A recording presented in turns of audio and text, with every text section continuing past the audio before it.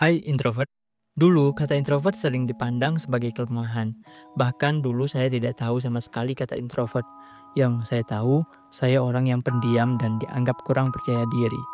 Orang yang lebih suka menyendiri dan dianggap tidak bersosialisasi. Dan orang yang menolak keramaian dicap tidak normal. Tapi zaman telah berubah.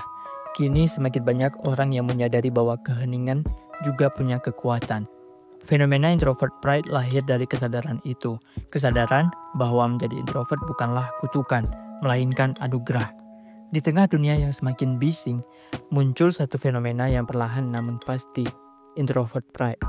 Sebuah gelombang yang lahir dari diam. Introvert pride berarti Anda cukup bangga dengan cara Anda mengisi energi dalam keheningan. Kebanggaan terbesar seorang introvert adalah kesetiaan pada diri mereka sendiri, dan kesetiaan itulah yang akan menuntun mereka menuju kekuatan, bahkan menuju kesuksesan. Sekarang kita semua tahu, introvert tidak butuh sorotan untuk bersinar. Mereka mungkin jarang bicara, tapi setiap kata yang keluar dari mulut mereka punya makna.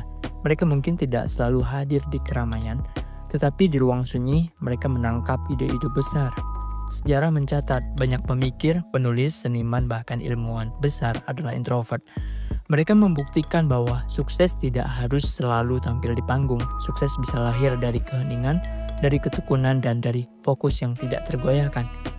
Sekarang ini fenomena introvert pride bukan sekedar tren internet.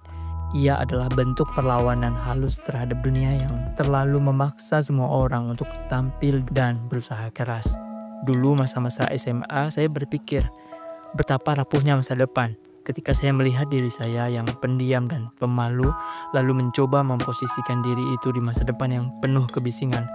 Saat itu orang-orang selalu membayangkan pekerjaan dengan pandangan orang tua bahwa pekerjaan ideal adalah yang stabil, bergengsi dan jelas jalurnya. Namun di dalam hati saya justru tumbuh keinginan yang berbeda.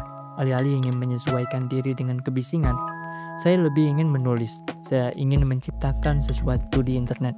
Sebuah ruang yang terasa lebih dekat dengan diri saya. Ruang di mana kata-kata menjadi kekuatan utama, bukan suara keras. Mereka bilang masa depan adalah milikmu. Tapi apa gunanya memiliki sesuatu jika saya bahkan tidak bangga memilikinya? Jadi saya menetapkan impian saya menulis sepanjang hari di depan laptop. Meski saat itu memiliki sebuah laptop menjadi pencapaian yang sulit bagi saya. Dan bahkan saya tidak tahu menulis bisa menghasilkan uang seperti sekarang. Ini hanya karena saya bangga melihat diri saya bekerja sepanjang hari di kamar saya sendiri. Jika Anda tidak bangga, saya rasa ada yang salah dengan cara Anda menerima diri Anda sendiri. Artinya Anda masih melakukan sesuatu untuk formalitas di mata orang lain. Setiap kali kita tidak mengikuti suara hati untuk melakukan hal yang benar, kita tidak akan merasakan ketenangan di dalam diri. Saat itu jiwa kita menjadi lebih lemah dan kita menghancurkan rasa hormat pada diri kita sendiri. Karena semua yang kita lakukan hanya tuntutan orang lain, entah itu orang tua, atasan, atau masyarakat. Jadi karena kita tahu kita introvert, hiduplah sesuai dengan nilai diri Anda sendiri.